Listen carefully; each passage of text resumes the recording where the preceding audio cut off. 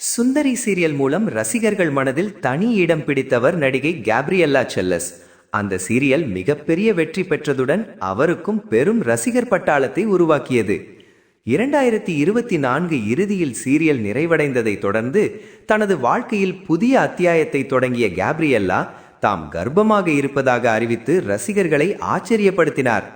அதன்பின் நடிப்பிலிருந்து சிறிய இடைவெளி எடுத்த அவர் தனது கணவருடன் இணைந்து நடிப்பு கலை பயிற்சி அளித்து வந்தார்.